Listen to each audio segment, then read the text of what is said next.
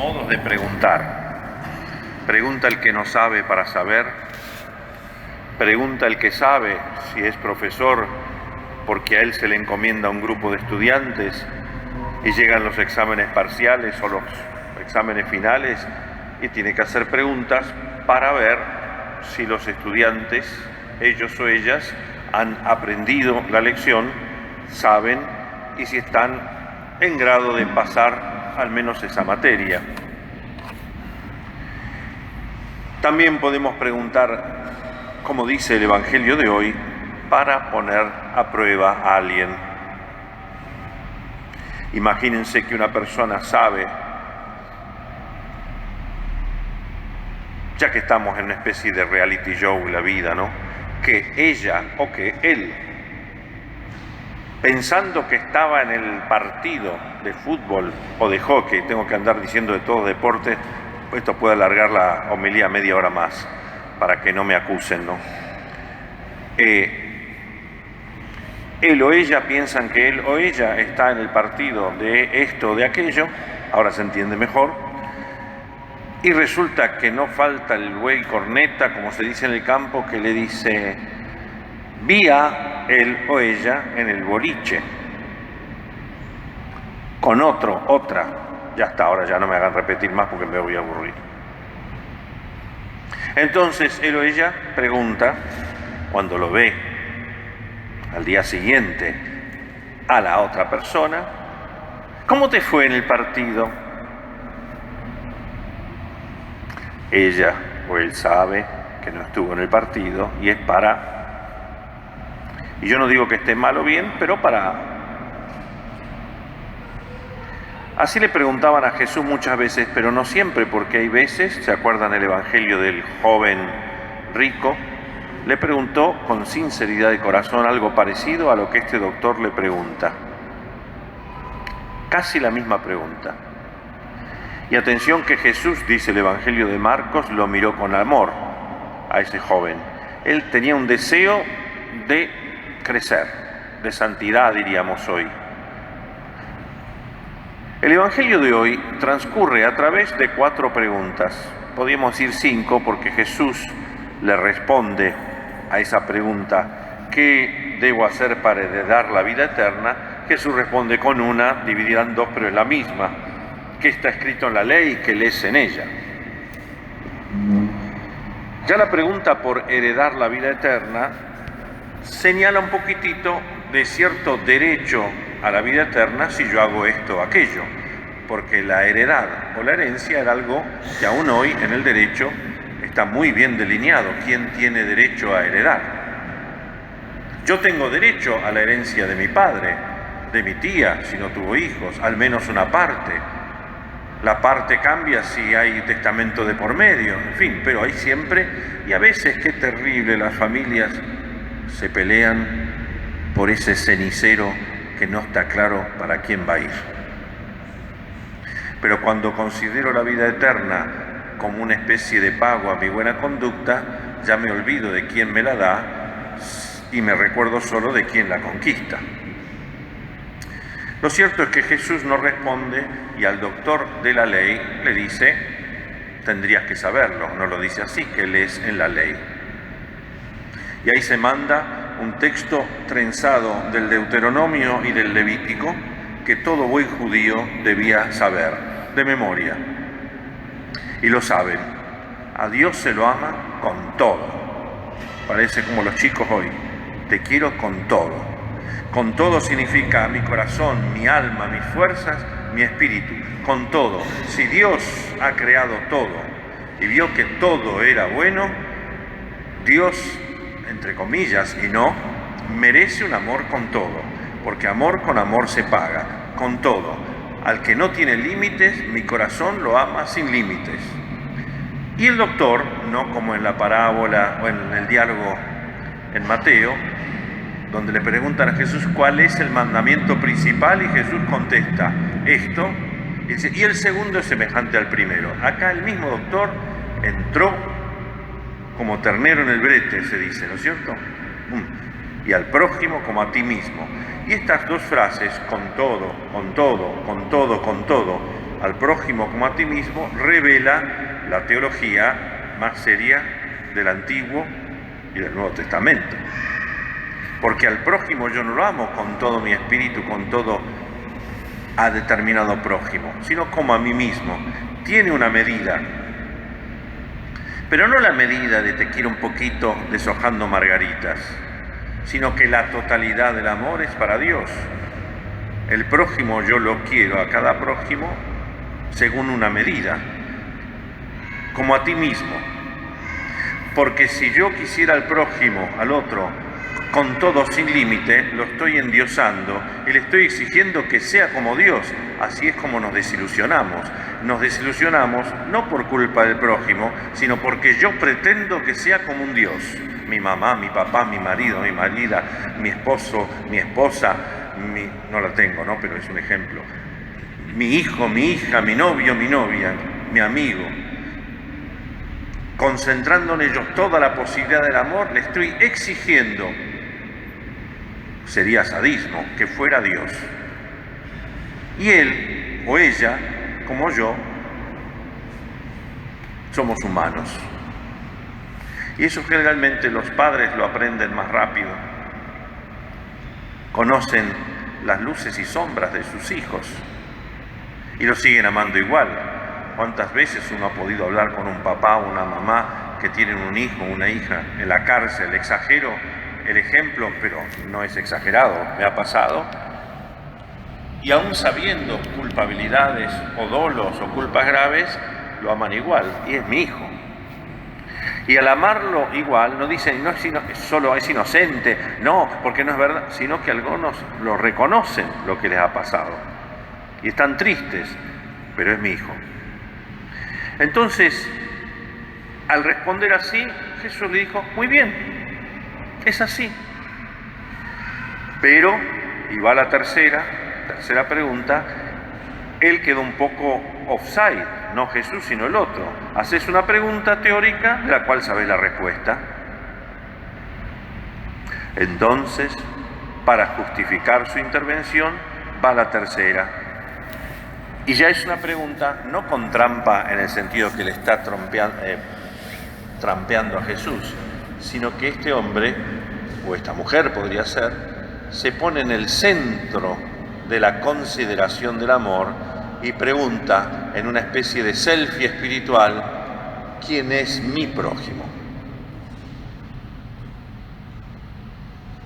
Los que estudian historia de la astronomía, no de la astrología, de la astronomía, recordarán que hasta no hace mucho tiempo, es un modo de decir, en realidad muchos siglos, se consideraba que la Tierra era lo central y los demás astros giraban alrededor de la Tierra. Geocentrismo, hasta que vienen los grandes Copérnico y un giro copernicano. No, la Tierra gira alrededor del Sol y luego otros sistemas planetarios. No somos el ombligo del mundo. Pero este hombre, doctor de la ley, al menos legalmente para la ley de Moisés, se considera y se pone en el centro. ¿Quién es mi prójimo? Es una respuesta genuina, pregunta genuina que hacemos. Y uno empieza, mi papá, mi mamá, mi hermano, mi hermana, mi novio, los amigos del club, los de River si sos de River, los de Boca si sos de Boca, y vamos haciendo como algunos círculos concéntricos desde mí. Y sin querer establecemos, ya la palabra grieta está gastada, zanjas de Alsina. Ellos, nosotros, los buenos, los malos, y establecemos como esquizofrenias morales, donde siempre uno se coloca en el lado bueno, por supuesto. ¿Quién es mi prójimo? Era una costumbre muy debatida, los de raza, la misma sangre, la misma religión. Algunos rabinos decían la misma religión, pero también los prosélitos, que son los discípulos, que no son de raza judía ni de sangre judía, pero son asociados a esta fe. Otros decían no, eran más exigentes. Y se ufanaban como nos ufaramos nosotros. Yo soy de quinta generación bahiense, digo bahiense porque estamos en Bahía, no para burlarme, o de Saavedra, o de Arroyo Corto, estoy citando lugares donde estuve confirmando en estos días. Sexta generación de Entorquín, señor. Otros son advenedizos. ¡Oh, qué bárbaro! No me burlo, ¿no? Pero lo hacemos en otros órdenes. Y ahí viene la parábola. Una parábola que podíamos llamar también parábola de la misericordia, como aquella que conocemos también, la del hijo pródigo o la del padre misericordioso. La parábola de hoy es una parábola de la misericordia. Y vemos enseguida que Jesús no de casualidad coloca estos dos personajes, típicos personajes del culto divino, el sacerdote y el levita. Para hacerlo de una manera sencilla, no es tal cual. El levita era algo así como hoy un diácono que asiste en el culto al sacerdote del templo de Jerusalén. Pero había una ley muy importante que era la pureza del culto, y la sangre contamina. La sangre contamina. Acuérdense que los alimentos debían ser animales desangrados. Jamás un alimento con sangre, porque la sangre es la vida, y si se comparte la sangre, se comparte la vida, y eso es prohibido. Entonces, con tal de no quedar impuro, siguen de largo, porque la sangre contamina. Y aquí Jesús está regalándonos una gran enseñanza. El culto no debe ser practicado dejando de lado el amor. Dios quiere la pureza, pero la pureza que nos aleja del pecado, de la injusticia, no de la sangre de un hombre que ha sido herido. El culto sí, pero no un culto que me aleje o distraiga del amor. Estamos celebrando el culto por excelencia, la misa. Y dentro de las misas, la misa por excelencia, la misa pascual de domingo. Pero la misa, cuerpo entregado, sangre derramada, es el alimento y la bebida de vida eterna que me llevan e impulsan como un corazón espiritual al servicio del hermano. ¿Se acuerdan ustedes cómo empezó la última cena? ¿Cómo empezó? Y eso, gracias a Dios, Juan nos regala ese detalle que no está en los sinópticos. Habiendo amado a los suyos que estaban en el mundo, los amó hasta el fin. Y alrededor de la mesa, o sentados a la mesa, eso no me acuerdo el detalle, Jesús se sacó el manto, se puso una toalla y ejerció la tarea de los esclavos lavándole los pies a ellos. Y les dijo, hagan esto entre ustedes, como anticipando lo que viene después, hagan esto en memoria mía. Jamás en el Evangelio se separa el culto a Dios del servicio a los hermanos. Tanto que Felipe, el discípulo, cuando le pregunta, muéstranos a Dios y basta, Jesús le dice, Felipe, tanto tiempo estamos juntos, quien me ve, ve al Padre. No solo cuando leemos el juicio final,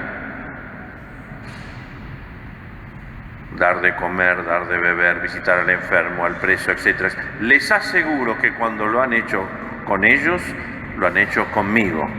Y si sigo, quien me ve, ve al Padre. Ahora comenzamos a comprender en la espiritualidad cristiana la íntima relación entre el amor a Dios y el culto a Dios y el servicio a los hermanos, creados a imagen y semejanza de Dios. Detenerse, curar las heridas, conducir al albergue, pagar la cuenta, anticipa lo que Jesús en el Evangelio de Mateo va a decir: visitar al preso, dar de comer al hambriento, de beber al sediento. Y la Iglesia lo despliega más todavía con las obras de misericordia espirituales: enseñar al que no sabe, alegrar al que está triste, etcétera, etcétera. Una ayuda desinteresada, sin mirar a quién. Ahí es donde entra, y ya aterrizamos, la figura positiva del samaritano. A ustedes, queridos hermanos, no hace falta que les diga que entre los judíos y los samaritanos había una vieja enemistad, grieta, zanja de arcina, de siglos. Desde el siglo VII antes de Cristo, que ya los judíos de Judea no se aguantaban con los samaritanos de Samaria. ¿Se acuerdan el diálogo con la samaritana? ¿A dónde hay que adorar? ¿Aquí o en Jerusalén? Una pregunta sobre el culto. Los dos creían en el único Dios, pero no en toda la Escritura. Y los judíos consideraban a los samaritanos impuros, de sangre, de raza, de religión, heterodoxos, cismáticos. Como estamos acostumbrados tanto hoy que siempre tenemos claro quién está lejos. Jesús pone a ese hombre como el ejemplo, con el aceite que consuela y el vino de la esperanza, curando a este hombre malherido, sin tener en cuenta si sangre, si impuro, etc. En definitiva, y terminando, saber quién es el prójimo no es una cuestión de deducción teórica, centrada en mí, quién es mi prójimo. Porque ahí viene la última pregunta. Jesús no le pregunta, ¿ahora entendés quién es tu prójimo? No. Le pregunta, ¿quién te parece de los tres que se ha comportado como prójimo del hombre herido? ¿Quién se ha hecho prójimo? Prójimo no es una pregunta teórica, sino un acontecimiento. Hacerte prójimo. ¿De quién? ¿Querés un metro para medir el que está cerca? No, de todo el que te necesita. Y el colmo del colmo será el amor al enemigo. Una ayuda desinteresada. ¿Quién se portó como prójimo del hombre asaltado? Y el judío ni siquiera lo nombra, dice, el que tuvo compasión de él. Podía haber dicho el samaritano. No. Ve y procede de la misma manera, y se acabaron las 4 preguntas.